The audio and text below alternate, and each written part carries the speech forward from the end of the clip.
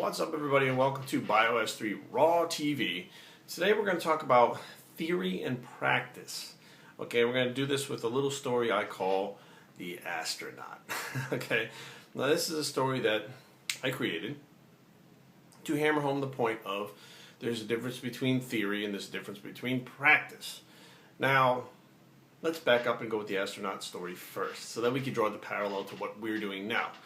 So, back before man walked on the moon, okay, the NASA scientists all had their theories. They studied space, and they looked into everything, and they looked at every single telescope they could find, and they put every formula together they could find, and they tried to figure everything else out they could about the moon so they could do a lunar landing.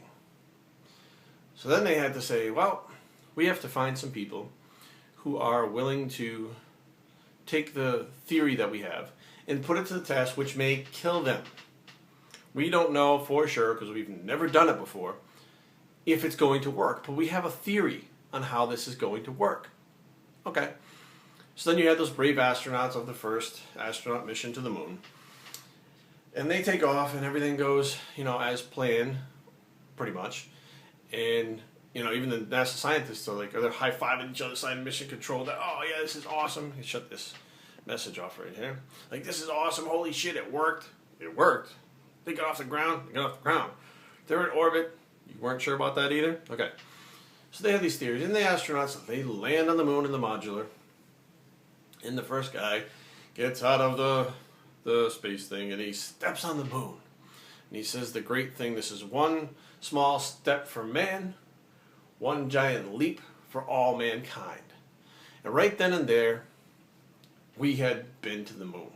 All their theories, all their formulas and stuff had worked out to a certain point. Now, obviously some things in the process of getting there, while they were flying to the moon, may not have been exactly the way that they had anticipated it. But now what happened is these astronauts walked around on the moon, did what they had to, they came back.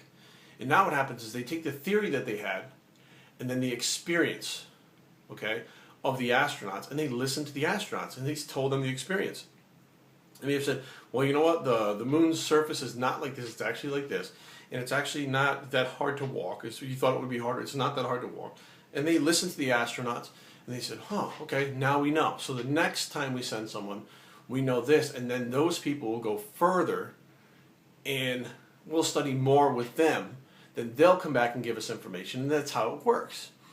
Now, basically, they had a scientific theory with all the information that they had in formulas, and then they had astronauts that were willing to go do a practical application on it on the moon.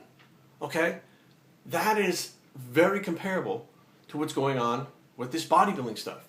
You have doctors and scientists who have theories, who try them out on people.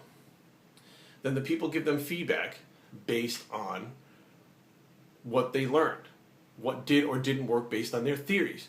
Now the problem is to the advanced bodybuilders, what we're doing, it's like landing on Mars. The scientists and the doctors haven't landed on Mars yet.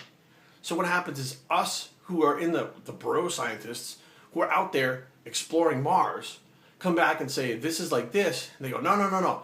Walking on the moon is like this. I'm not fucking walking on the moon. I'm walking on Mars. It's two different things. Now, the practical applications that these bodybuilders are doing that are very similar to, what the astronauts did, they're breaking new ground.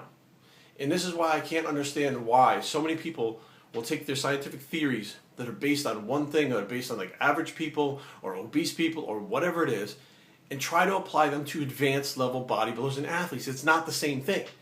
They are breaking ground every day. Every time I go into the gym, I may prove something wrong that science has already proven to be right.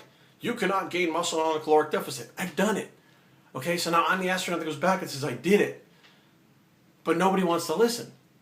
Can you imagine if the astronauts went back and said, landing is like this, it's not like that, or the surface of the moon is like this, it's not like that. And the scientists are like, we don't care what you're saying. We know what we know because we have the formulas and we did the studies and we looked through a telescope. So you just take your little information and go over there and leave us alone because we're the experts. And then they continue to put people up there in the same way and never progress and never advance because they don't listen to the practical application that the astronauts had. This is what's happening with people right now. A lot of the newer guys are saying, well, I'm going to listen to these scientific guys. They have all the information. When there are advanced bodybuilders like myself who've gone to the moon, gone to Mars, gone to Pluto, gone to Jupiter. I mean, obviously I'm exaggerating a little bit, but have gone to all these other places that these other guys have never even been to, never even thought about going to, don't even really know existed. And they're arguing with us about how we're wrong. Bro scientists are full of shit. Bros are the original astronauts of the bodybuilding world. We're the ones giving the feedback. We're the ones doing the practical application. So it's good to have a theory, but you also have to have that practical application to test that theory on the certain subject, the moon and Mars.